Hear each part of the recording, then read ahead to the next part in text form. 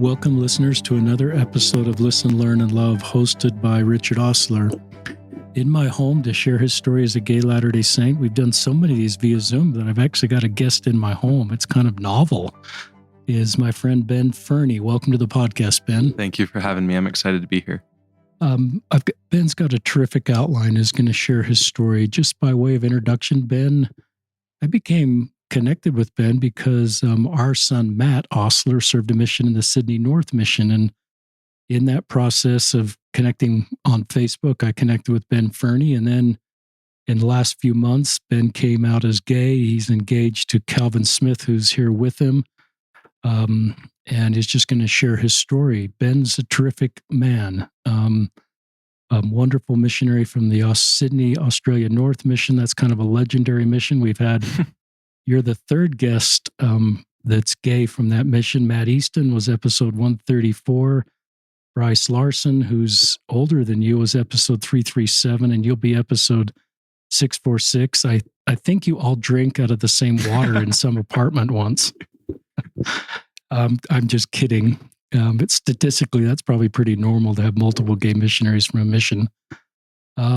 Your fiance is here with you, and maybe he'll take the mic and say hello at some point. Calvin Smith. Calvin Smith was on episode 432 that was recorded last July. And in fact, I was thinking about Calvin's episode because in his episode, he says, I plan to marry a man and I plan to stay as active in the church as the church will let me, even if all I can do is collect the songbooks after church. And I actually thought of Calvin's comment in this morning on my walk, but I couldn't remember Calvin's name or the podcast. And then he walked in my home with Ben. And so listen to Ben's podcast. But if you want to go listen to episode 432, you heard Calvin's podcast. Calvin is a graduate from BYU. Ben Ferney is a graduate from Weber State. And I'm concerned about their marriage because I don't know about BYU people marrying Weber State people. Are you concerned about that, Ben? No, it'll be fine. Okay, well, there you go. There's no rivalry there. I want to get Ben talking pretty quickly, but the episode that precedes Ben is an SSA gay Latter-day Saint, Jim Kaysen, episode 645. Jim's in his 60s. Just recently retired as a director at BYU, never married, and that's a valid path. Jim has a powerful story. I'm honored to have him on the podcast. Episode before that was 644, Skylar Sorensen, a gay Latter-day Saint who felt his path was to marry a woman and be in a mixed orientation marriage. Ben is now going to share his story, like the two previous episodes, of being gay and feeling his path is to marry Calvin. They'll be married this July. So how do I feel about that as an active Latter-day Saint? Well, good question. I don't look at any of these stories as less or more valid than the others. Yes, I invite everybody to follow church teachings, and I recognize Ben is, not following church teachings, but I've learned to just say, I support you, Ben, and Calvin, as you're making your way forward. And I look at this as part of our doctrine that we let you write your own story with God. And our job is to support and love you. And we just pragmatically realize that your path is outside of church teachings, but it's not outside of my love for you or my support for you. I don't sit on the sidelines and hope your marriage fails. You two have put a lot of thought into this. And so I would sit on the sidelines and support your marriage and just feel that that's my responsibility as a Latter-day Saint. Now, the other thing I try to do, listeners, is not sort of use a podcast and say, this is how you should write your story. I think it's good to listen to all these podcasts, but I think if you're gay or bi or trans or lesbian, I think these podcasts are meant to help you write your own story with God and figure out the best path for you and self-determine that path when you're your personal best. And I think Ben is doing that. He's worked really hard in this space. He served a lot in a lot of wonderful ways. And so that's kind of the framing I want to use for this podcast. But Calvin said a prayer before we started, and I think our hope is that this podcast will help all of us come together, straight and LGBTQ Latter-day Saints, and reduce the vitriol and develop more love and empathy. People are hard to hate close up, move in, and that's part of this platform. As I mentioned, Ben's going to talk about this. He served a terrific mission in Sydney, Australia North Mission, 2 wonderful mission presidents and their wives. He's been an institute director, not an institute director, Institute student president. Student president at Weber State. He's been the student body president at Utah State. That's an elected position for a couple years. 2 years at Weber State. At Weber State. I'm going to get Utah State. He never went to Utah State. The North listeners. schools. He's been at Weber State his whole life. And so is that okay, you guys, for an introduction? Yeah, that's great. Both of these men, after they're married, plan to stay as active as they can in the church. They have a deep testimony of our church and a deep desire to share their lives together. And so they're going to talk about that. So I will turn it over to you, Ben, after a 6-minute introduction. Awesome. Thank you so much. And I think the timing of this, like you mentioned, is really cool, with the 2 previous episodes being various stories that differ from each other and differ from mine. And we'll get to some other comments and thoughts I have on writing your own story a little bit later on. But let's just dive in, because there's a lot of thoughts and a lot of things I want to share. So first, let's just start from the early days.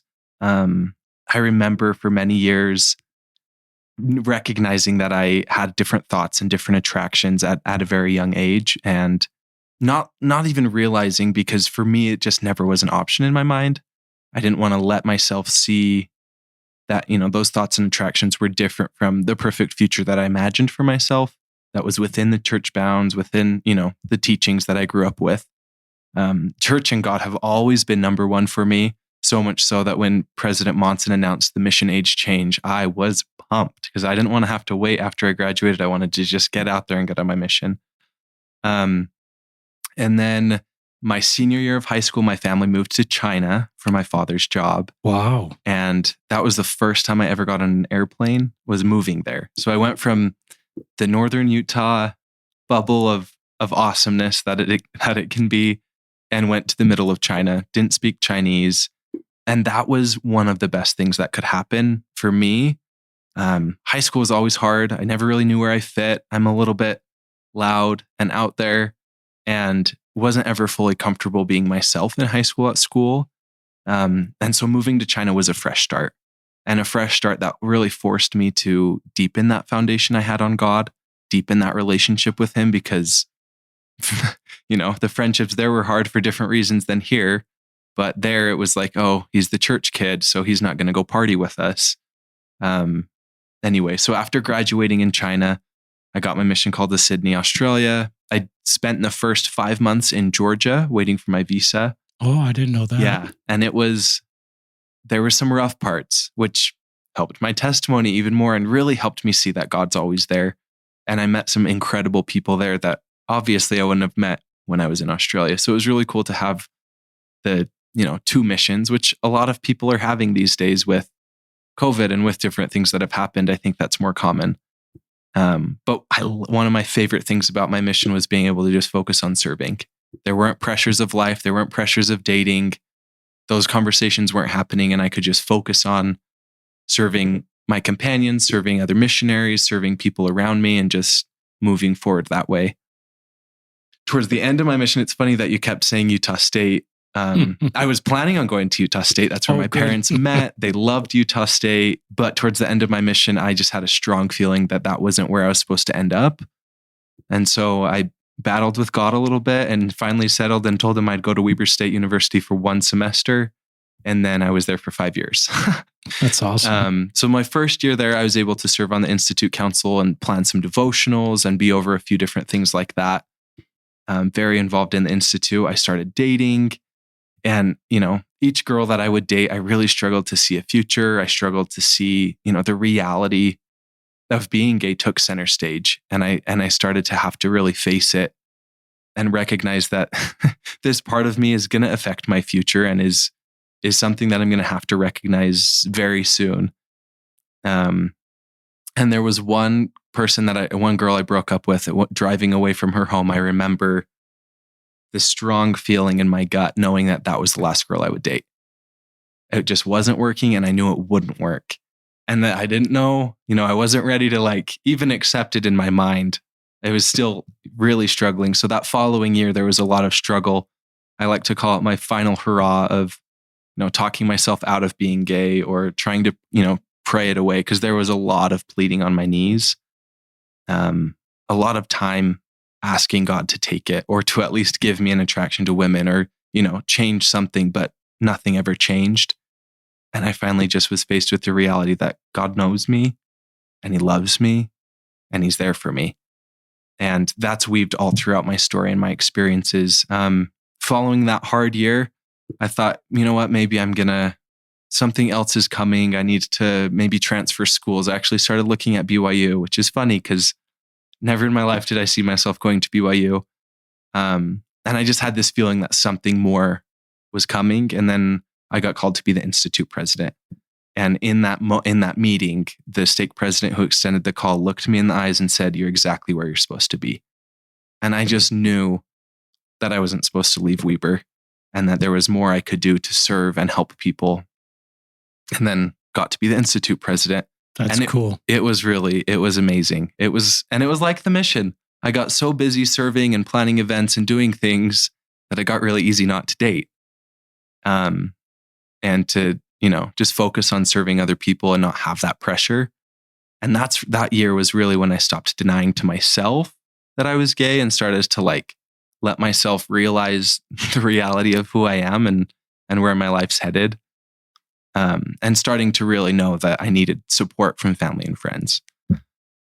And so after that year, maybe part of why I ran for student body president was because I wanted to be busy for another year so that no one could ask me about dating. Or, there's also this element of overcompensating and trying to be perfect in every other aspect of your life because you struggle to date women or to do some of those basic things. And so, but I think the main reason I was motivated to run for student body president was I just loved leading.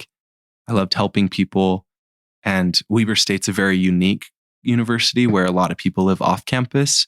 So creating that, student body culture is really important for people to, if they're going to come to an event, a lot of them are driving 15 minutes instead of walking across the street from the dorms or whatever it might be. And I started at Weber thinking I'd be there one semester, fell in love with it and wanted other people to see that there's a lot of good there. And my professors still, if I run into them, they remember my name. They ask me how I'm doing and where I ended up.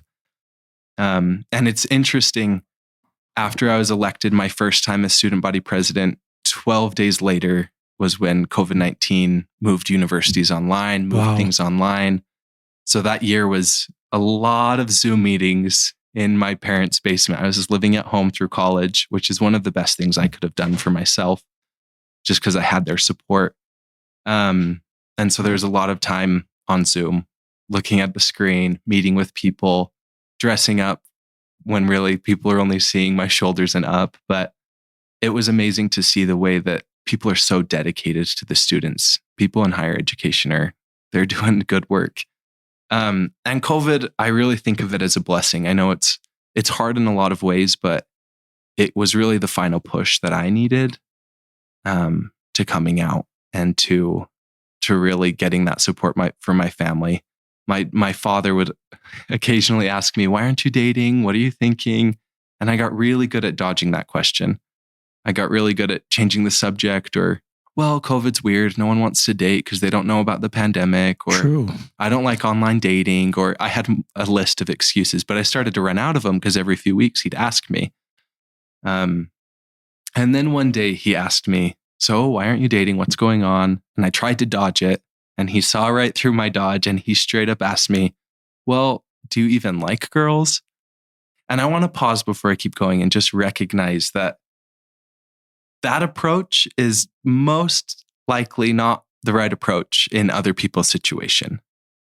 I think for me, for my family, for my timing, it was the perfect way for it to happen. I was already feeling ready to talk to my parents. I already had chickened out a couple times from talking to them. And so my father was very inspired to just straight up ask me. And it was the perfect push. But other people who might be listening, please don't take that and say, "This is what I need to do to support my friend or my child or whatever." But just stay close to the Spirit and And I think the reality is we can create safe spaces in the way we talk about other people who are gay, because people who haven't come out yet are listening and they're aware of how we're talking about people who are gay. And if there's jokes made or things that are said in a lighthearted way, a lot of times it can feel like, oh, maybe they won't be so supportive. So he asked me that question. We were in the car on our way from Lowe's grabbing stuff for some project around the house. I don't even remember what it was, but the weight was just lifted off my shoulders in one way, because I knew now I had support and we could move forward. But also there was a little bit of panic because now it was out loud and I couldn't run from it anymore. I had to face it head on because other people would know. So that night I had conversations with my parents and then conversations with my sister. My sister actually had a conversation with my dad a few weeks before this conversation where my dad was like, why is Ben not dating? What's going on? And she, the inspired sister she is, said, I don't know if he likes girls. Me and her super close. We did a lot of stuff together in college. So if anyone had the inkling or could, know that something was up, it was probably going to be her. Which is good because that prepared him to, ask that question, which, like I said, worked really well for my situation, but move forward with caution, I would say. So I talked with my parents and sister that day, and there were a lot of tears and emotion. And I want to point out that my parents, their love for me was, the reason they were so emotional wasn't because they wanted to deny that I was gay. And it wasn't because they were, mad at me in any way, but it was because I had gone through this without reaching out for help. It was that I had spent so many years without them being able to support me in this way. And that was the main thing that really tore them apart, was that I was, in my mid-20s, just barely bringing this up, but I had known for years and they were just wanting to help. And then, of course, the adjustment of, what does my future look like? There's a little bit of an adjustment there mentally to recognize and the unknowns and the questions, and some of those things add to the emotion. But their love is so powerful. The reaction a parent gives during a moment like that, I think, truly impacts the trajectory of the relationship. And I'm amazed every day at my parents, the way that they've been so loving and supportive when I came out, when I started dating, when I found Calvin, and every day since then. And their love and support for him as well. It's been incredible. And I also just want to add, I think it's so important for us to give those around us grace. I had been aware of this and really starting to face it for a couple years. So how can I expect my family to happily skip and move on after a couple minutes when I had been dealing with it for years? And so sometimes we forget that it's been in my mind for a while, and maybe it didn't even cross theirs, and now it's suddenly there. And so there's this adjustment period where we have to be a little bit graceful.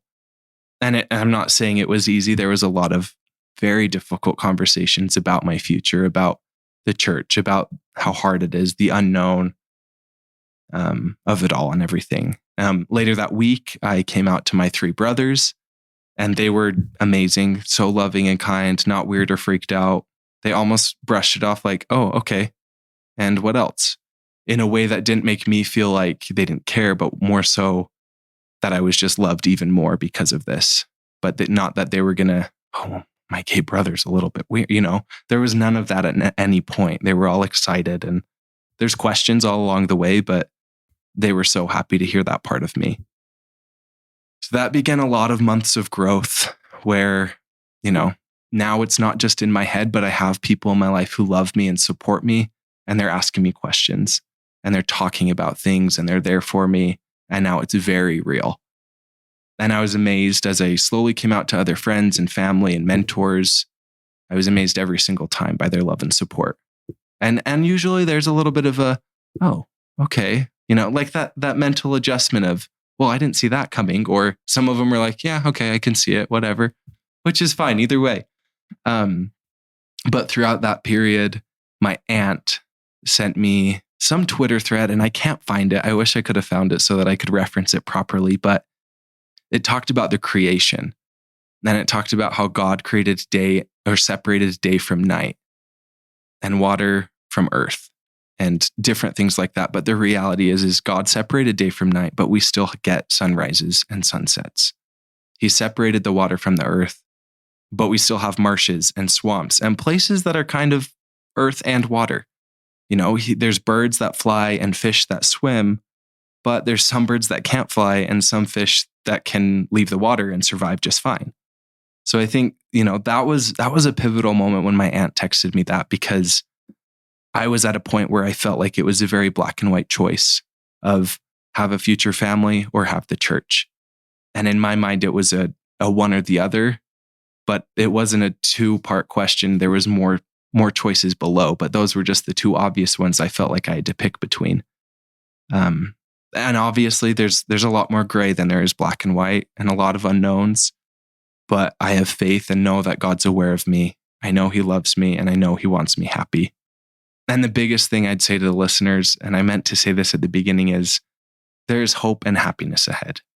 Whatever your story, wherever you're at, hold on to that and know that that's ahead for you, because it is. I can promise that. So then, I ran for student body president again, and I said, you know what? I haven't had enough of it. Let's go one more. I'll crank out a master's degree in the process. I'm not ready to grow up and work full time. I have more work to do at Weber. And I do want to point out there were moments of like, well, should I come out publicly because I'm in this cool position where I can impact people and, I'm a big leader and maybe this can, be in the news or whatever. But that's the reality. Is I recognized anytime I had that thought, is my intention for that was about getting attention. And it wasn't an intention of helping. It wasn't an intention of I'm ready for this. So it never happened. And I'm glad that I was able to pace myself in that. I told the people close to me, I told the people who, I saw and I needed the support from. And then I just let myself grow with that. And I wasn't in a rush to make any big announcement. And I think no one needs to ever feel rushed to do that, or you don't ever have to do that. I early on was very frustrated with the whole reason we have to come out in the first place, that I have to have this dramatic conversation so to see if someone still wants me in their life, or, just because of this one thing that makes me different.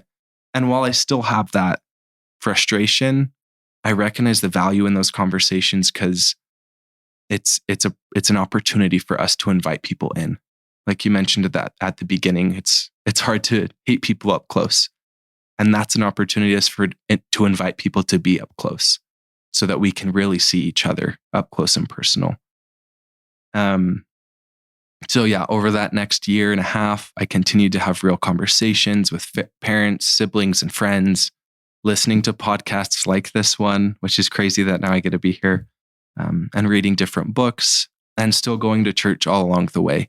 Even when there were days where it was like, okay, this is a little bit stressful sitting in church, because they're going on and on about, a man and woman are perfect for each other. And sometimes there's topics or things said or whatever it might be. But I just had to recognize that my relationship with God is strengthened when I go to church. My faith in Christ is strengthened when I go to church. And I still believe in the church and know that it's doing a lot of good.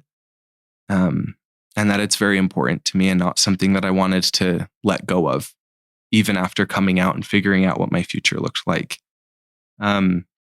Also, throughout that time, I had the opportunity to be a trip leader for HEFY, which is now known as HXP, Humanitarian Experience, which I know was on the podcast recently. And I got to lead 6 different groups of kids in Tonga, Peru, and Zimbabwe.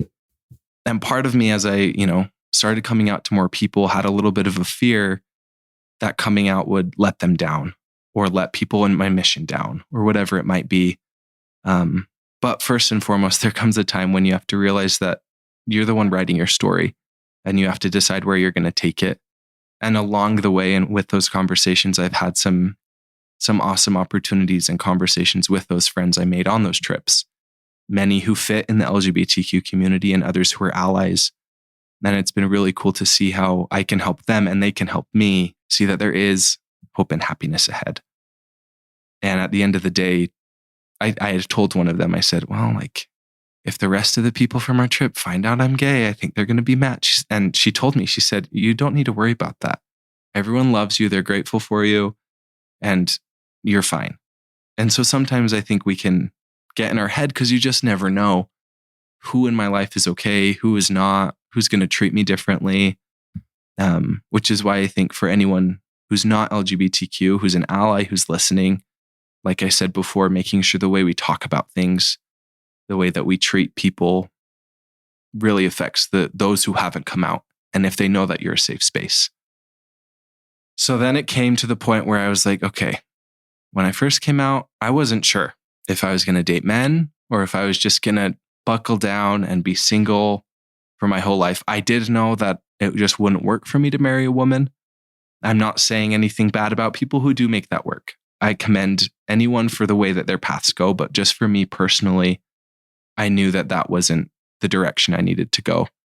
And then I also knew that I needed to have a family. I wanted to have a family. And so I had to give myself a little bit of permission to move forward and to be happy. But I also spent a lot of time before starting to date being very careful because I wanted to date with intention. I wanted to make sure I knew what I wanted, that I had boundaries, and that I wasn't pressured into anything that I didn't want to do or wasn't ready for. And I spent a lot of time before dating praying and just asking God, I think I'm ready for this.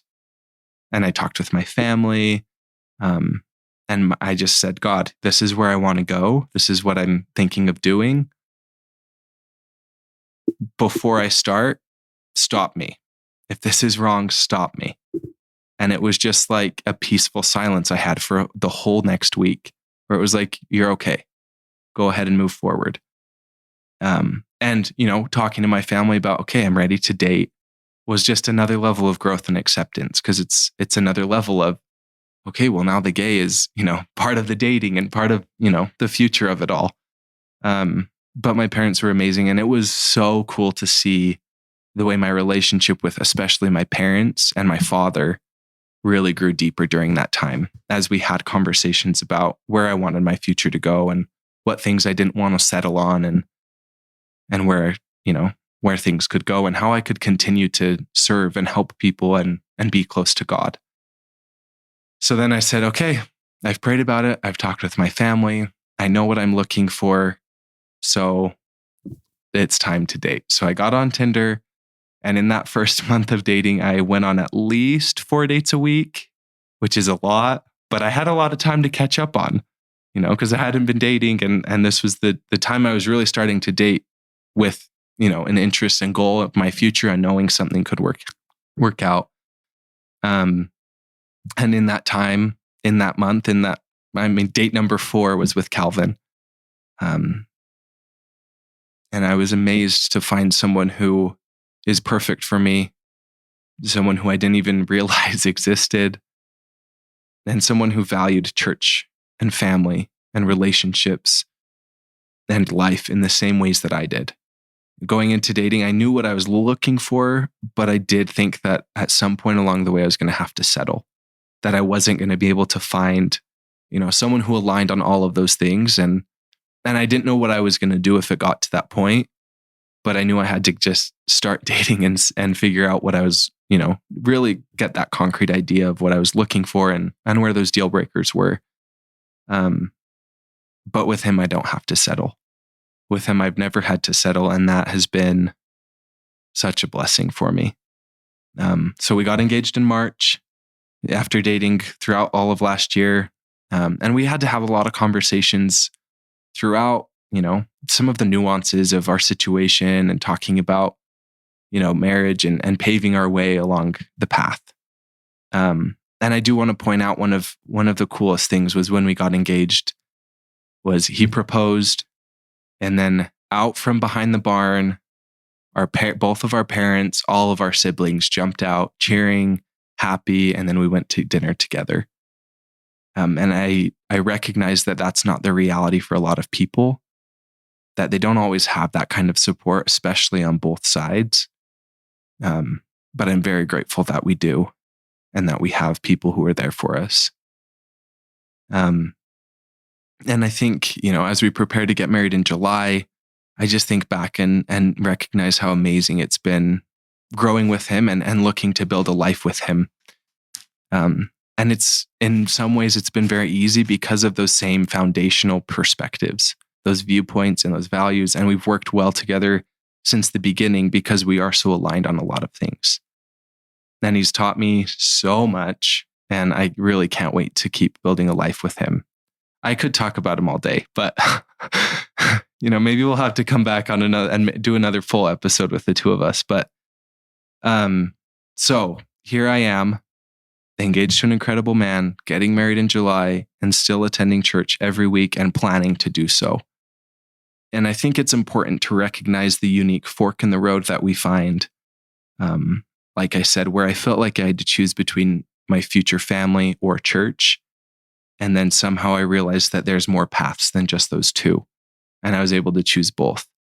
And it's interesting to see how we're actively part of two communities who both preach love. One teaches love one another, and the other one teaches love is love. And for the most part, I have people who are part of one of those communities and who are very supportive of me being active in both. But it is interesting to see where some of, loved ones tend to draw the line or become a little bit uncomfortable, where, the ones who are part of the love one another, the church community, they'll say, I love you, I accept you, I support you, I'm here for you. But then once we start talking about being gay, or once we start talking about a wedding or future plans, where it's gone from, yeah, I'm gay, to dating, to marriage, then there's this awkward line drawn, or it feels like there's this, they'll ask me about any other part of my life. How's work? How's your car? How's moving to Orem? How's all of these different things? But then they won't bring up this incredible person who I'm going to build a life with. And then we have to have, with a small number of people, we're preparing for one of the biggest and best days of your life. Everyone dreams of the day they get to get married and find that person and celebrate that, and then continue to move forward. And we have to be a little bit graceful to sit down with people who are uncomfortable with the gender of who I'm in love with, and be graceful with them to say, you know what, if you're not comfortable coming to the wedding, that's okay. Which is a hard place to be, because you want people to be there. You want them to be supportive and excited about one of the biggest things of your life. But the reality is if I want them to be graceful and accepting of where I'm at, I have to extend that to them as well. And then on the other hand, I have friends and family who are either LGBTQ or who are allies, who either have left the church or have a hard time with the church. And they'll say, I love you, I accept you, I'm here for you. And they'll ask me about Calvin. They'll ask me about dating. They'll ask me about wedding plans. But then if the church comes up, that's when it gets awkward. So there's a bit of a balancing act with some of the people in our lives, where you have to, be a little bit careful about how much of these important communities you talk about with certain people, because some of them might not be that happy. And I understand some of them who have distanced themselves from the church have been hurt, whether that's by talks or policies or comments or whatever it might be. And by no means am I saying that they're wrong for walking away. And by no means am I saying, the people who are in church are wrong for staying. No, like we've said throughout the podcast, it's all about, finding your story and following your path. But it is just interesting, I think, for those listening who are supportive of LGBTQ people, maybe just consider, are you loving and accepting of their whole identity and choice, and trusting, if the church is in a place that you feel comfortable or safe or whatever it might be, or if, on both ends of these communities, you have to recognize and give the love and trust that I know what's best for me in my life. I've spent a lot of time thinking about it. So yeah, that was just one interesting thing where, love one another and love is love. We're both so focused on love, but then people who are like very committed to one or the other sometimes have a hard time seeing the love on the other end. And like I said, we're very blessed. We have a lot of people who are in one or the other, and who are very supportive of our whole identities and choices. But I do want to also touch on outside of the church building. It says the Church of Jesus Christ of Latter-day Saints, and then we have two more words. It says visitors welcome. And to my friends who are going to church or who are teetering with their faith or who maybe struggle a little bit with church, I just want to ask each one of you, how do you show that the visitors are welcome? And the reality is we need you. You know, when a gay person walks in or a gay couple walks into church, do you turn away or do you make room on the pew for them and save them a seat next week? Because we need people who will save seats on the pew, not even just for gay people, but for anyone who's different or who's walking a path or visually even just looks different than the traditional mold. I think it's important that we recognize, if I'm not super comfortable with the way some people are treated in the church, perhaps I could, be the welcoming person in the ward or make sure that there is a force for good there. And I've seen that. I've been amazed as I visited Calvin's YSA ward to see the way that people have saved me a seat or who have come and grabbed me if I was sitting by myself and made sure that I was seen and heard and welcomed, because that's exactly what Christ would do. He went out of his way to make sure everyone was seen and heard and loved. And does that mean that he approved of every choice they made? Not necessarily. No. There's plenty of stories. I think the Bible is so full of stories of Christ ministering with love. That's what the Bible is about to me, the New Testament, where he's, walking the far way to go speak with the woman at the well, or going, and finding the lepers and helping them out, or the woman caught in adultery, or, the woman with the issue of blood, or all of these different stories are demonstrating to us today how we can go out of our way to love people, how we can go out of our way to show that not only do I see you, but God sees you and he knows you. So, if you're a little bit uncomfortable or concerned or, don't love church policies or how gay people or LGBTQ people are treated, I think that's a special invitation for you to stay and to be that person who will save me and my future husband a seat right next to you. Now, I know for a lot of people listening, the church plus marrying a man is like, how are you making both of those work? How do you still go to church? Or why are you marrying a man? Or both of the things. And for me, it's working. For us, it's working. But I do just want to make it very clear that I'm not telling anyone that you have to do it this way or that this is the only way. Because at the end of the day, we each have to decide, like you said at the beginning, Richard, about choosing your own path and taking that time to, if relying on God's important to you, do that and figure out, how am I going to move forward?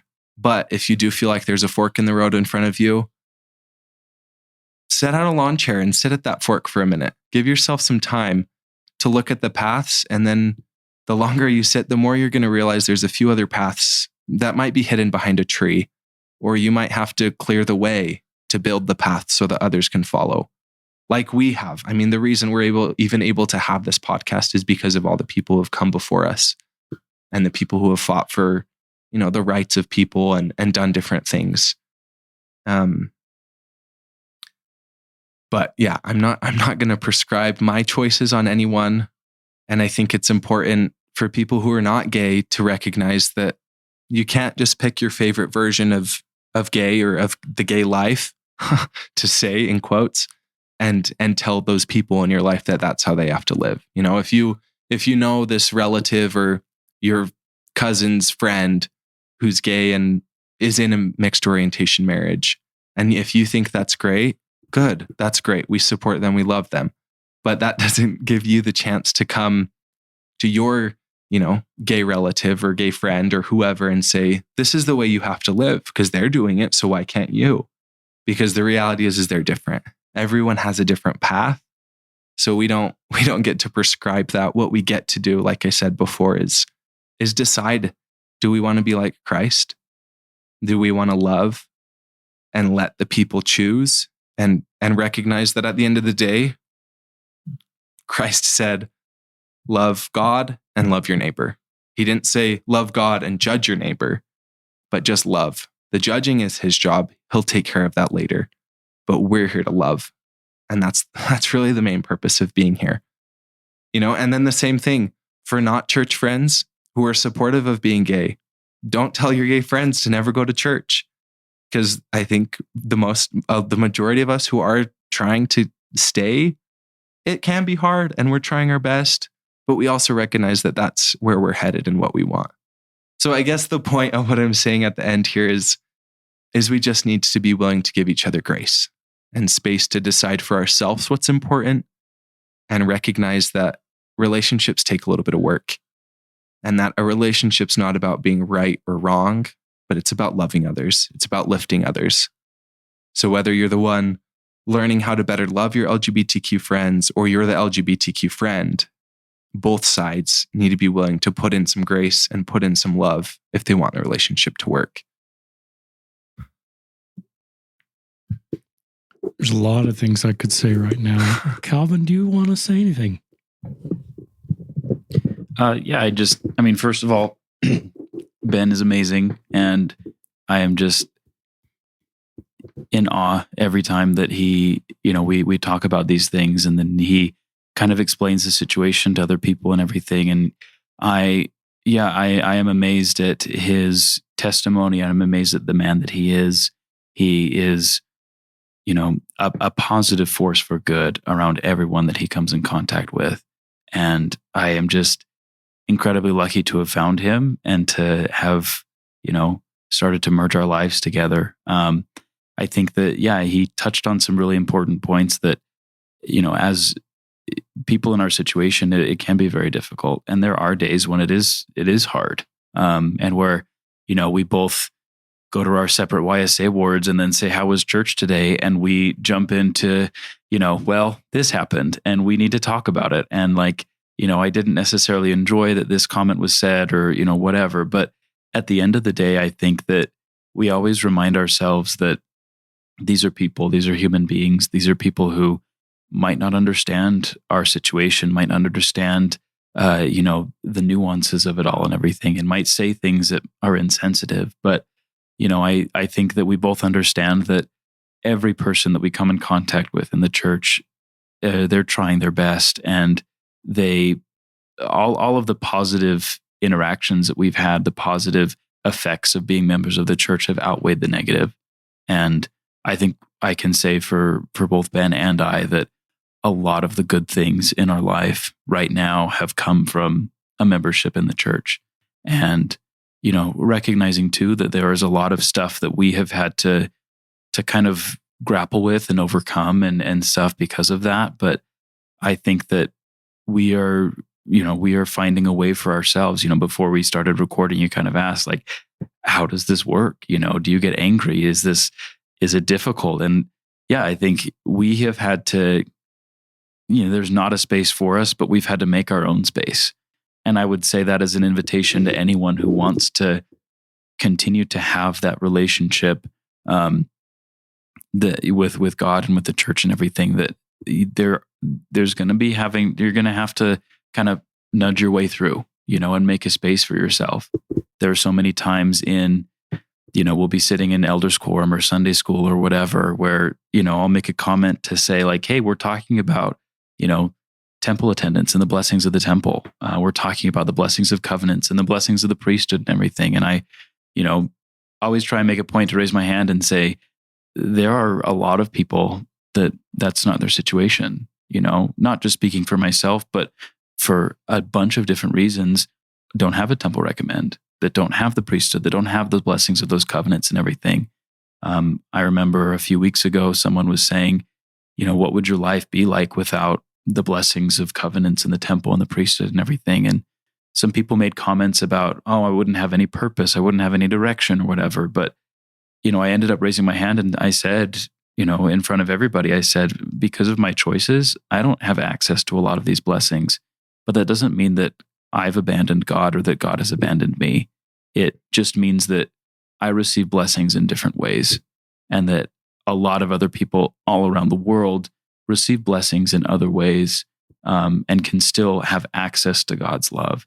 And so I think as we move forward with the church and everything and our relationship with God, I think we're hoping to continue this effort of, we are going to find a sense of community. We're going to find a sense of relationship with Christ and service to others, because all in all, that's really what the gospel is about. And if we can in any way try and find a place for ourselves and make a place for ourselves, then I feel like that is going to bring that same sense of fulfillment to us, regardless of whether we have a temple recommend, regardless of whether we actually have membership in the church. It's just that this is the way that for the both of us, that this is the way that we can best tap into our relationship with God, tap into Christ and those blessings and everything. And I think I can speak for both of us that 99% of the time, the interactions that we have with members of the church have been overwhelmingly positive. As we've talked to people in our YSA wards and in our family wards and everything, most people we meet are incredibly happy for us. They're supportive. They don't even bat an eye, and they say, "Okay, we love you and we're grateful to have you here." I think that hopefully we can continue having those same relationships and those same interactions with people. So I just, like Ben said, I consider ourselves very lucky to have the support that we have. And that's definitely what keeps us going and what is able to help us strengthen our relationship between us, with God, with Christ, with our families, and with members of the church. Thank you, Calvin. And I think I mentioned your podcast is 2022. It's 2021. And so it's almost been 2 years. Great job to both of you. Great job, Ben. Thank you. You're a stand-up guy. I knew that kind of from your Australia mission, but you've done a lot since then. You didn't peak out in Australia. I love what you've done at Weaver State in a bunch of different areas. I love HXP. And I love that organization. I was honored to have some of their leadership on the podcast and the great work they're doing. I just sense your desire to serve and do good in a number of circles, and I think that'll continue in your life. There's some things for listeners that'll pop out to you that no one in our podcast has ever said. There's some things that popped out for me. I love you both have active LDS families, and I don't think your family sold out our doctrine to be supportive of you. No. And I think your parents, if they were on the podcast, would probably talk about their journey to say, I can be completely in the church, believing members of the church, serving members of the church, and completely support my gay son in a same-sex marriage.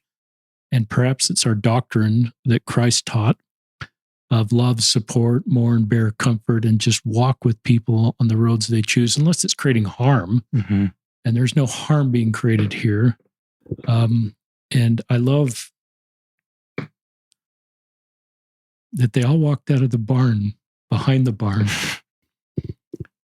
both families together. Yep. Now, that's, to me, is a beautiful family love story. I think if your parents were on the podcast, your parents are alive, aren't they? So all 4 parents are alive. I would guess they'd say this isn't quite what we imagined, but they've navigated this and they've gotten to the point where they're saying, this is what we're going to do. We can't control outcomes. We honor personal agency, but we can preserve the family relationship. And we're going to do that. Yeah. I don't think it made you more gay for them to walk out of the barn. I don't think it changes your trajectory, but I think it takes shame. Shame is one of Satan's greatest tools to separate us from the love of God. And I love your relationship with your father. And I love, you've used the word intentional a couple times. And society for LGBTQ people sort of says, do it this way. Yeah. Do it this way. And you get so many voices, but I think you do better when you do it like you guys are doing it. And you're just very intentional and you involve God. And you did too, Calvin. You continue to do, and you involved your father, your parents. So you weren't I don't know if closet dating is the right word, but some just know they can't tell their parents they're same-sex dating. Yeah. But the fact you were at the point where you were open with your parents and with God, I think that helps you make better decisions. Oh, yeah. Oh, yeah.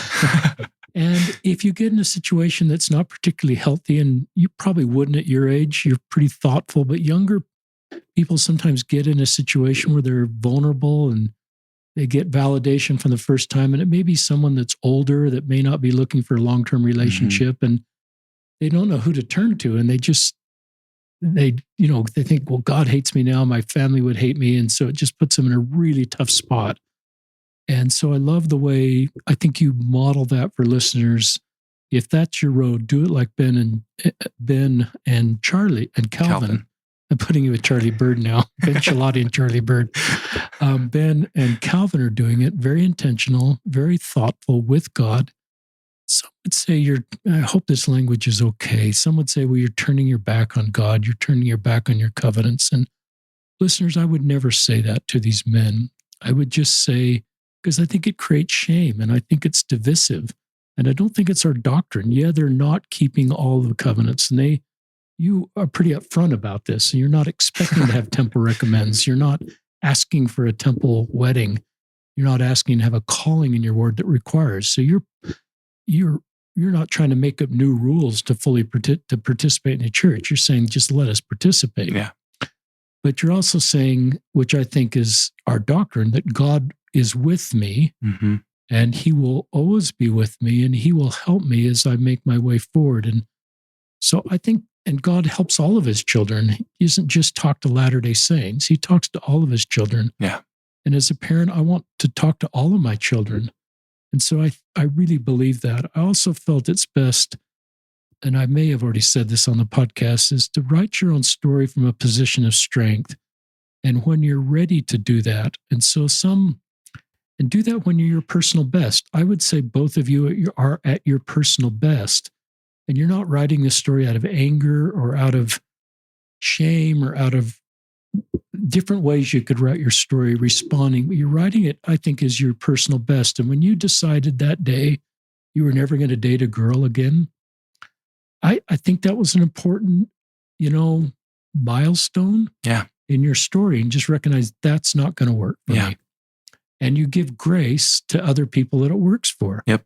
That's one of the things both of you do, is you give grace to other stories in this space. It's a great sign of maturity that I think is really important in this space, is to let people write their own story and not weaponize them. I think it's better when people own their own story, listeners, versus me telling Ben or Calvin, this is how you do it. Yeah. I think we teach principles and then let people sort of govern themselves and own their own story. And so I think you do better that way, where you feel like even a mixed orientation or marriage, or Jim, who is spending his life single, when he really owns that, I think you do better. Yeah. And there's no rush. I think the thing that keeps coming to my mind is anyone who's, still working on your coming out process, or maybe haven't come out at all, and you're, on a walk outside listening to this podcast and your parents don't know, or whatever it might be. If you're sitting there thinking, oh, well, I'm 21. And so these other people I know came out at 16. So I'm behind. No one's behind. You create your own timeline. There's no rush. You don't have to jump into anything or speed things up or do anything the way that other people are doing it. But you can take from different stories and stories on this podcast even, and take what feels right to you, and then move forward and find that support. I think it's super important to come out when you're ready, but then to make sure that you do that with people who are supportive and ready, and that you don't, jump into dating too soon or jump for validation in the wrong places too soon, but that you have that support so that as you move forward and whatever decisions you make, you have people to rely on and people who are there for you.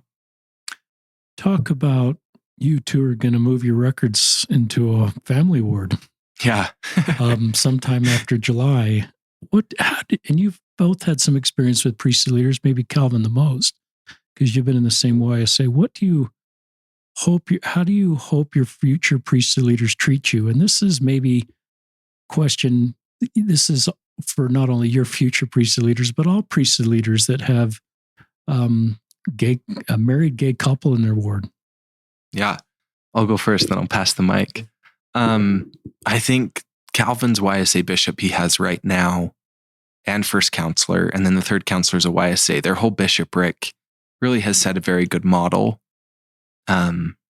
for loving and supporting and having real conversations when needed. But what I would hope is that we have a welcoming place, that we can.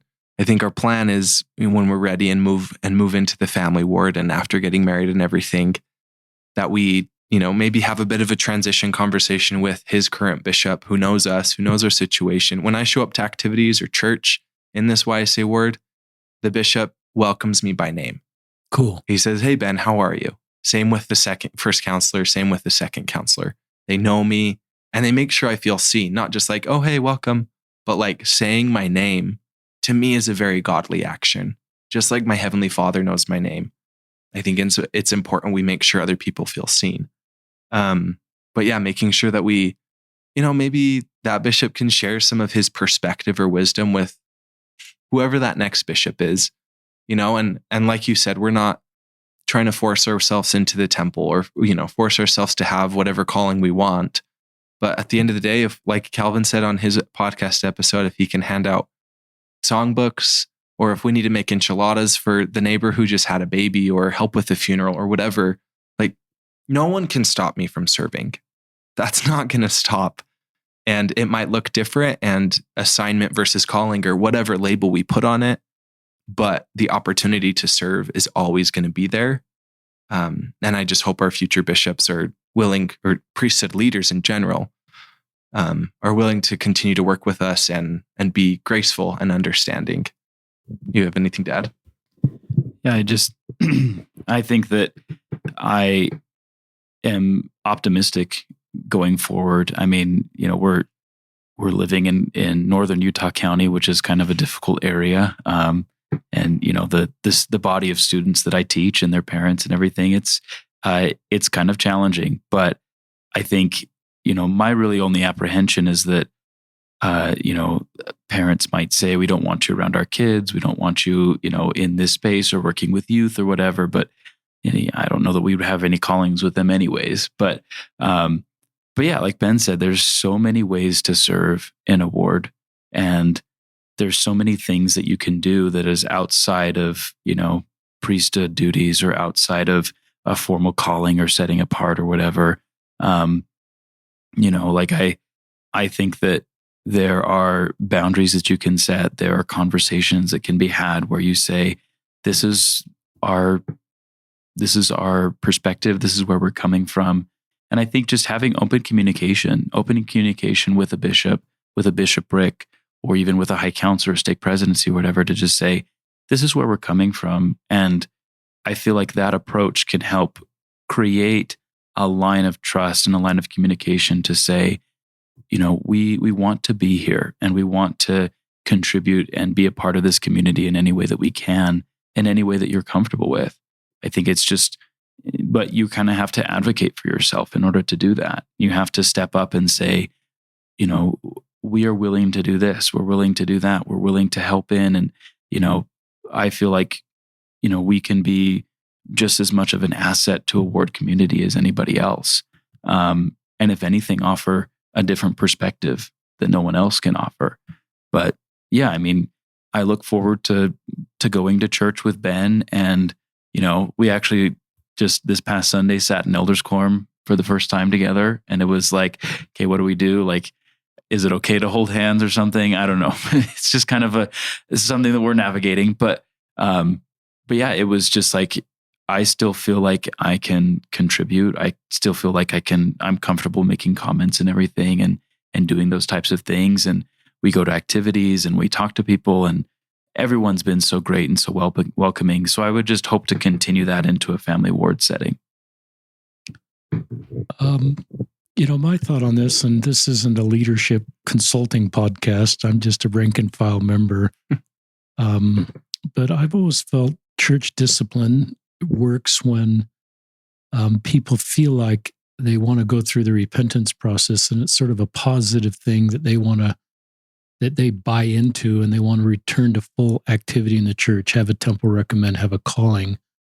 Unless it's required in the handbook, which it isn't in your case, being in a same-sex marriage does not require a disciplinary council. My feeling is it drives people away, and it's not particularly helpful unless for some reason you two felt you wanted to go through the process. And so I hear stories every now and then of couples like you that want to go to church. They're in a same-sex marriage, and I respect bishops' feelings about this. They may feel like they need to protect the integrity of the institution or this or that, or somebody. I just would invite bishops to go slow. You mentioned communication, to do a lot of communication. And then I always felt like my job I'm not a bishop anymore. My job was to sometimes just let the YSAs self-determine how best I could help them. I had some YSAs that weren't active in the church and had no immediate plans to be active in the church. So it just said, what can I do to help you? And they had lots of really good ideas on things that I could do to help them. And I didn't really do that out of an agenda like, okay, I'm going to help you and you've got to come back to church. Because I didn't see that too much. I didn't really believe that was my job. My job was to be a priesthood leader that helped them as they made their way forward and sort of walk with them and be this trusted adult that they would turn to me when they needed someone that was safe for them to turn to. And yeah, some of those returned to full activity in the church, and I was pleased about it, but some didn't. And I just wanted to honor everybody's individual journey. So I hope your future priesthood leaders just welcome you. I think that's what Christ's whole ministry modeled. And Elder Uchtdorf has said there's no sign at our door that says our testimony needs to be this high to enter. So I've always said there's no belief and behavior hurdle to be welcome in a congregation. The gate narrows at the temple. It's wide at the congregation. Everything I see in Christ's ministry modeled that. And Zion to me is not sameness, but Zion to me is diversity, but we're unified in helping each other. And you gave some examples. Cooking enchiladas, was that one of your examples? Yeah. There's a lot of things you can do.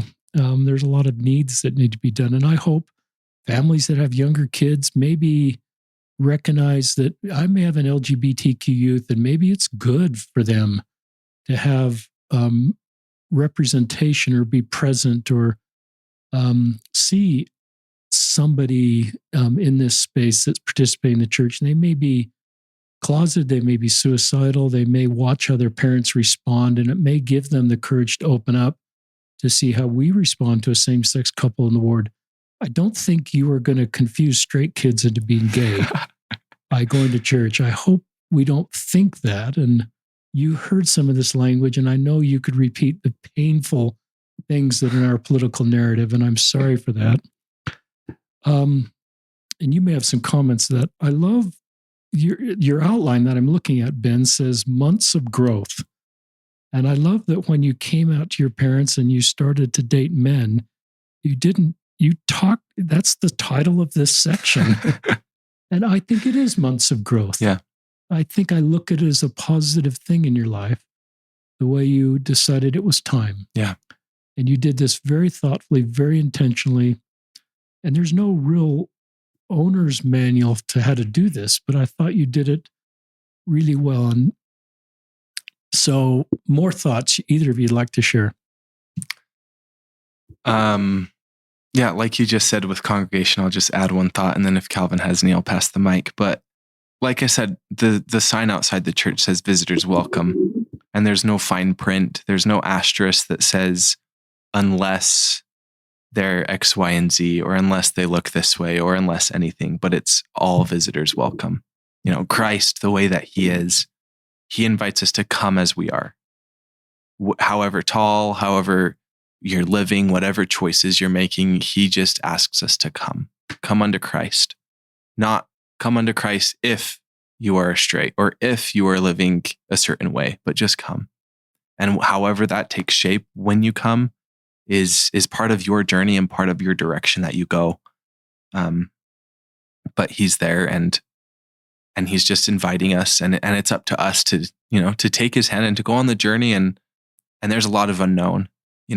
I probably sound very positive throughout sharing my story, and I hope that doesn't make it seem like this was the easiest experience, because it definitely wasn't. But I think it gets to a point where you have to recognize, like I said at the beginning, your future's full of hope and happiness. There's light ahead. There's opportunity ahead. There are great things ahead for whoever's listening. And there's some time involved and some commitment involved to where you have to give yourself grace. I talked a lot about giving grace to others, but you have to give yourself grace while you figure that out, while you sit in that lawn chair and look at the forks in the road and decide, okay, what direction do I think I need to go? And maybe there's a hot air balloon that you don't even see, and you're going up and not even right or left or middle or whatever, but give yourself the grace. And if it's hard, it's months of growth. It's an opportunity for growth. And had I not gone through that, what I've been through and what I've grown, I wouldn't be where I'm at today. And I also wouldn't have the opportunities I've had to have conversations with people who were where I was when I was frustrated and worried and unsure about my future. But, sometimes you just have to pitch your tent in the gray area and just take some time to figure out what that looks like. And like you said, there's no owner's manual. You kind of have to write your own and figure out for sure where you're headed.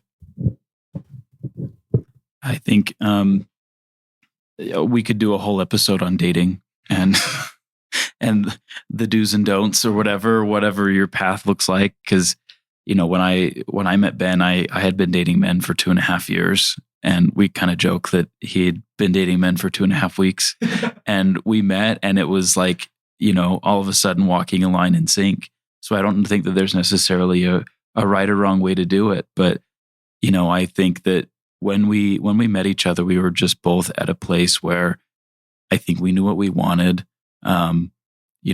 I think I went on enough, not bad dates, but I went on enough learning experience dates for both of us that, I knew, like you mentioned, that there are people who jump into dating at a very young age and they're very inexperienced, and it can be very dangerous and it can be very difficult to navigate that path, especially if you don't have a lot of support. But I met Ben, and I think I had enough practice, I guess, to say, let's set up some boundaries and let's figure out where we can, have a healthy progression towards this. I've been in experiences where it was kind of like a love bomb situation where you just really overcommit to somebody very quickly and overshare, and your lives start to intertwine in such a way that it can become unhealthy. But I think that with Ben, it was, we were both kind of going along life at the same pace and along the path about the same place. And so that was kind of a seamless transition, I think, for both of us to be able to say, we're going to get to know each other, but at the same time, we're going to give each other space to go through this in a healthy way. When we first started dating, we didn't see each other every single day. We were kind of mid-distance dating a little bit at the time. He was up in Ogden and I was down in Utah County, but so the distance kind of created that space between us. But I think that we just needed some time to be patient with the process. I think we had to take time to say, okay, when is the appropriate time to introduce each other to our families? When's an appropriate time to start, talking about, what we're comfortable in a relationship, both spiritual, both physical, both emotional and temporal and everything. Like, I appreciate Ben for being patient with me. And I think that we've both been very patient with each other and moving forward with this, and that, our families have been very extremely supportive, and this is something that neither of us have really done before. And so we're walking this way together, trying to figure it out. It's nothing that any of our families have done before, but I just think that, the way that we've gone about it has worked for us. It's not going to work for everybody, but if I could give any advice a little bit now that, I'm at this point in a relationship, it's just to go slow with dating and to make sure that you have a support system, make sure that you have people that that know that you're dating, even if they're not family members. Be safe and be thoughtful and intentional about it. Be intentional about it because you want to set up a relationship that can help you grow and help you become a better person. And I've definitely found that with Ben. So yeah, that's just what I thought I would say a little bit about our story. But again, we could do an entire podcast about it, but it's a long story. More thoughts, Ben? Yeah, Calvin mentioned being patient in the process. And my wise father likes to phrase it, enjoy the process. As a child, I was the one where, if we were at the grocery store and we had the opportunity to grab a little treat on our way to the checkout, I'm the middle of 5 kids, and my siblings, they knew what they wanted, they grab it, they're in line. And then there's me standing in the aisle, looking back and forth between several options. And then my dad is yelling at me that if I don't grab something now and take it, he's going to pay and I don't get a treat. And this happened multiple times as a child. And I would go and grab the third option that I wasn't even thinking of and abandon the other 2. And we like to joke about that because it really demonstrates how at times I can be a little indecisive and also a little impatient. And so all throughout my life, especially when we lived in China, he would always say, enjoy the process. I think we get so excited about, we have this subconscious thought of I'll be happy when, and for a lot of single people, especially in the church, there's pressure to date and get married, and especially for heterosexual couples. So there's this mindset of I'll be happy when I find my husband and we get married, or I'll be happy when I get this promotion, or I'll be happy when, whatever it might be. But then when that happens, our brain already goes to the next thing. And we haven't even had the opportunity to sit and enjoy getting there and the process that it took to get there. It's like going on a hike, and this might sound cliche, but the top of the mountain is great and it's fun and it's a great view. But the process of getting there, the work, the sweat, the breaks, that if you trip a little, whatever it might be, stumbling up the mountain is what makes that view so great. And so if you're in the thick of things, I think it's important for us to just remember, you know what? I'm enjoying the process. I can get through this. Then wherever I'm headed, I'm going to enjoy it so much more if I've been able to focus on the here and now and not only be focused on the destination throughout the whole walk.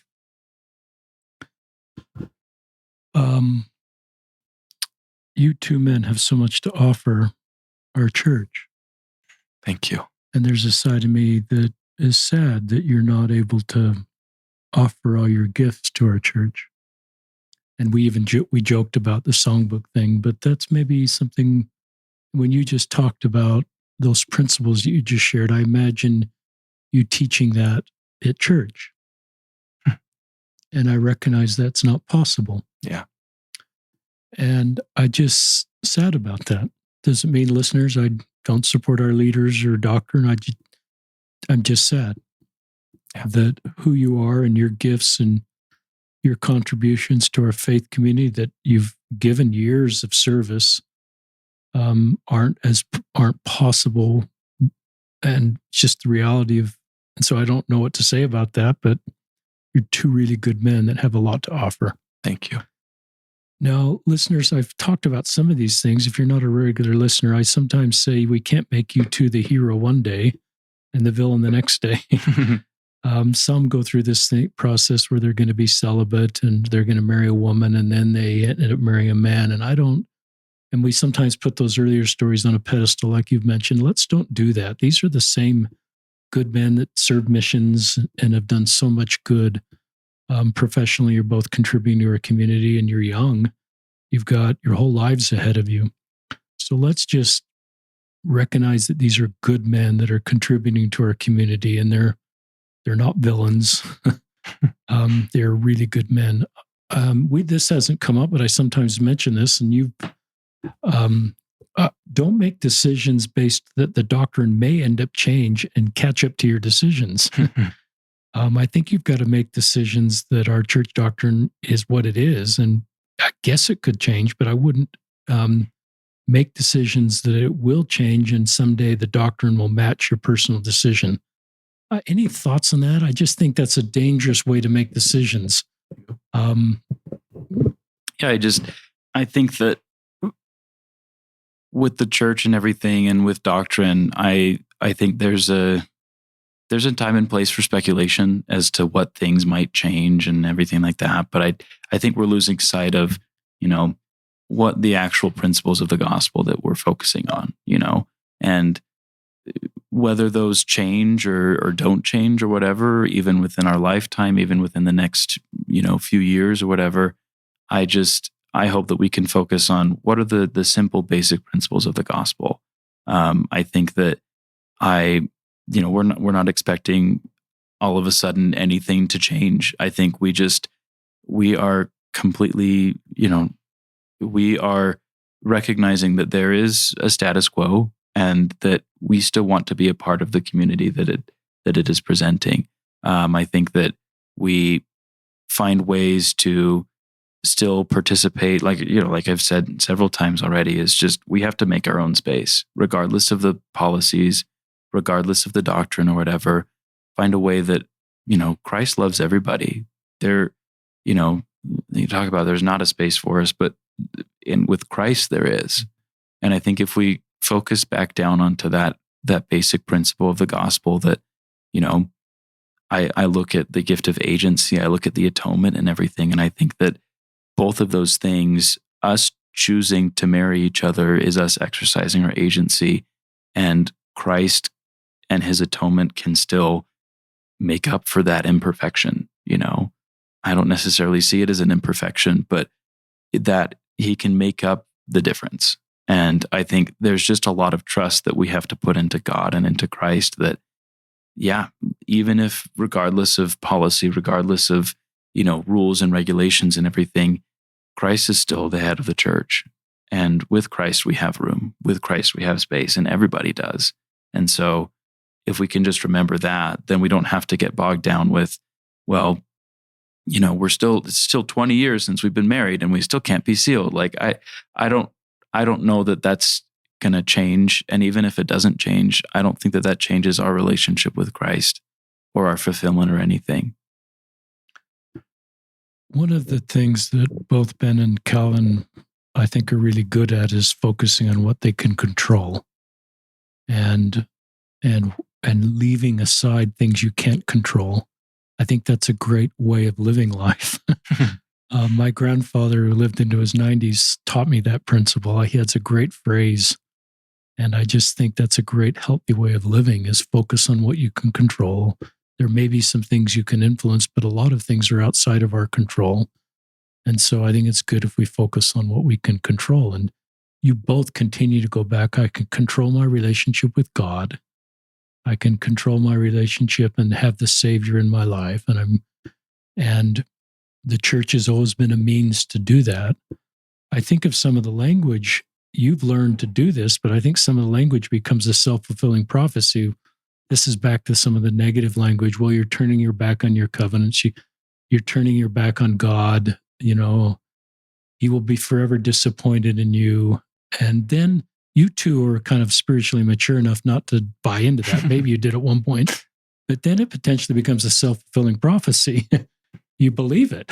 And then you're in a worse, then I don't want to choose my words here. Then you don't believe God loves you and you don't have a relationship with God. And I think you're modeling really well that you indeed can have a relationship with God. And he is going to help you as you make your decisions and be with you. And to me, saying that, listeners, to me is our doctrine. It's not selling out our doctrine. It is our doctrine. And we believe in a loving God for all of his children. You too are his spirit children and chose the same plan I did in the pre-earth life. I wrote down some other notes, but I can't read them. More thoughts that come to your mind.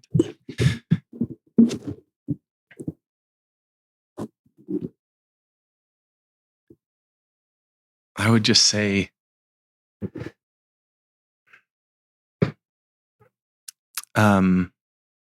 like you just spoke about the spiritual guidance, and I've been in places and in situations where I've felt very led by God. I've grown spiritually, whether that was on my mission or as as institute president, feeling like I need to walk down a certain hall and finding someone who is lost and helping them find where they needed to go, whatever it might be. And part of that fork in the road for me was a moment where I thought I had to let go of that relationship, or that it wouldn't be as strong. But that's really not the reality at all. I've been amazed to see the way that God continues to guide me and continues to be part of my life, and someone who I can rely on as much as I have in the past, if not more.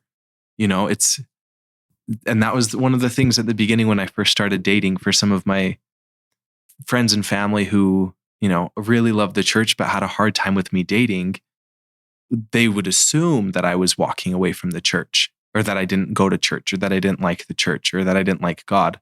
But then when I would tell them, yeah, no, my relationship with God's stronger than it's ever been, then it kind of becomes this this moment for them to be like, oh, how are you making both work?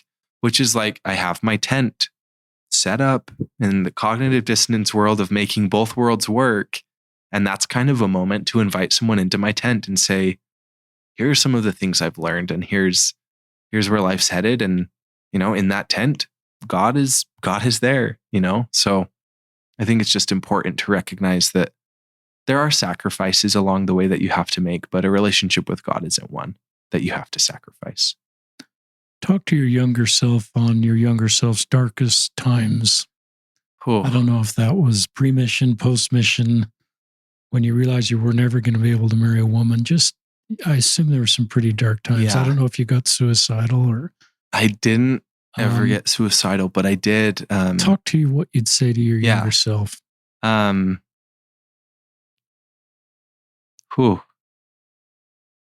would say what I've said a couple times is that there's hope and happiness ahead.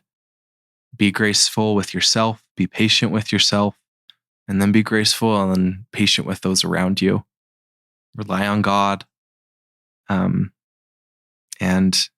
don't be afraid of the future, because there's a lot of great things ahead.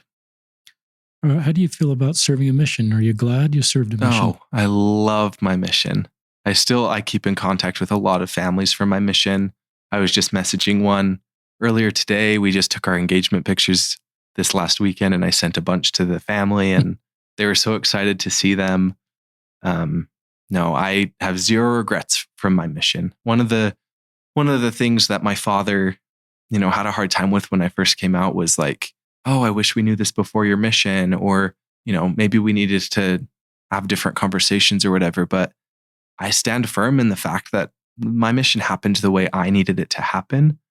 I do have some friends who have the opportunity to serve a service mission. And I think whether that's for mental health or for LGBTQ or whatever it might be, that type of mission can be a very positive way to continue to serve, and can work really well. But I have no regrets of my mission. I would joke after my mission that I would go back in a heartbeat, and a lot of people thought I was really weird. Part of that's probably because you didn't have to make any big adulting decisions, but being able to just focus my time on helping people, building relationships, and meeting people along the way is just one of the best things. And then, having God intertwined through all of that, and watching people, connect with God, or say their first prayer, or, go to church for the first time is some of my favorite memories from my mission. There's a lot of people in Sydney, Australia, and around about there whose lives are better because of you. Thank you. And same with you, Calvin. You served where? Mozambique. You both were far away. Those are both below the equator, I think, if I've got my geography right. Yep. I'm keeping these guys kind of long, and I've said some of this before, but if you're not a regular listener and my feeling, if you're younger, pre-mission and gay, queer, and you're not sure how your future is going to turn out post-mission, and you may think, well, I may end up in a same-sex marriage, so should I not go on a mission? And am I worse off for going to the temple? And I would I'm not sure I'd give you a firm answer either way on that. I wouldn't rule it out. And I wouldn't think God would be, I don't know how God feels, but I recognize that your mission has made you a better person. Yep. and has built your relationship with God in Christ and just built fundamental principles in your life that has allowed you to excel at Weber State, not Utah State, in multiple areas, and same with your mission in Mozambique. And so I generally encourage people to serve missions even if they don't know their future after the mission. There's a bunch of people whose lives are better in Mozambique and Sydney, Australia, because of both of your service. And so I see just lots of fruits with what you did there in your own lives right now. And the God I believe in, I don't think you're worse off for serving a mission now that you're not following all church teachings. That's just the way I feel. Yeah. And so if you're younger and you're wondering how to navigate this, don't let me write your story for you, but don't take that to God. You may find serving a mission is possible for you authentically, and you can help a lot of people and also grow personally. I love your answer to what you said to your younger self, Ben. You've said hope and happiness multiple times in this podcast. Yeah. When you're 100 years old and they print your gravestone, they may put your kids, you're going to have kids, I think. Yeah. I already talked about, they may put that Grandpa Ferney, hope and happiness. I hope so. And some other things. I also love the boundaries. You've talked about that a couple times dating, and I think it's really thoughtful for straight and gay couples to set boundaries and talk about that. It sounds like that's a conversation. And I think it's just part of maturity of dating. Yeah. And be very intentional about that. And so I think that's a really good principle. I love the concept of personal agency, and I just honor your personal agency. It is personal agency. I can't sit on the sidelines and judge your personal agency. And so I just support you as you're receiving personal agency for your path forward, and walk with you and are hopeful for you. I hope you guys build a life together. I hope if you want to have kids, you have kids. I think you'd be great parents. Thank you. You have all the principles in a healthy marriage that I'm aware of to make a marriage work. Anything else you'd like to share? I think I've got everything I want to share off my paper. Calvin, do you have anything you want to add? Yeah, I mean, I just want to share an experience that we had a few months ago. We ended up one Sunday, instead of going to church, we went to a drag show. One of my friends for my birthday got us tickets, and it was astounding to see that we had profound spiritual experiences there. You know, obviously it's not the setting that you would expect, but it was kind of cool to see like these two different worlds that we live in, going to church and then going to this drag show. You know, we had never been before. So it was kind of, nerve-wracking, but like we saw a community of people that was probably the most accepting and the most, supportive and praiseworthy that I think we've ever seen. And we saw people who they mentioned several times at this drag show that, yeah, we're not with our families right now because our families chose to kind of exclude us, but we have found a new family and with these people here. And it was a spiritual experience. And I think we've told people and they're like, what? That doesn't work. But, I think you can feel the Spirit and you can feel God's love in a lot of different places, and they might be where you least expect them. And I think that, the path that we're going down, we have a unique opportunity to feel God's love in a lot of different ways, whether that be inside the church, outside the church, with family and friends, no matter where they might be in their faith journey. I think that,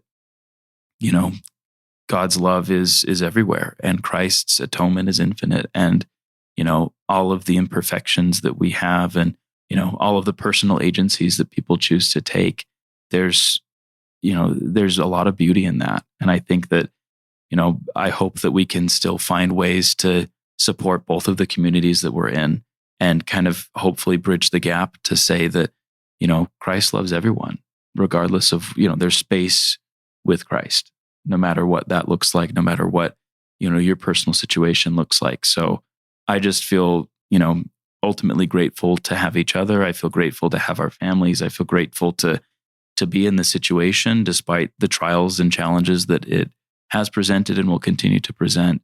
I think that, I wouldn't have it any other way. So. And I would just add,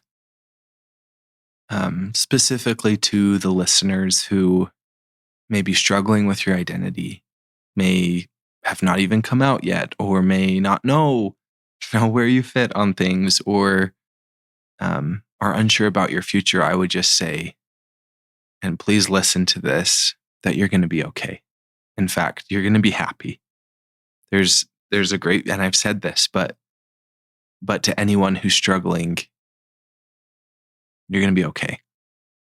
Whatever that looks like, you have the opportunity to learn and grow and figure that out in your path. And you don't have to decide today. You don't have to know today, but just take it one day at a time. Give yourself grace, find some strong support. And if a relationship with God is important to you, make that a priority and make sure that you're communicating with him. And in the moments when he feels a little bit silent, I've been there. That's normal. I think sometimes people feel like, oh, well, God's not answering my prayers, but he answers everyone else's.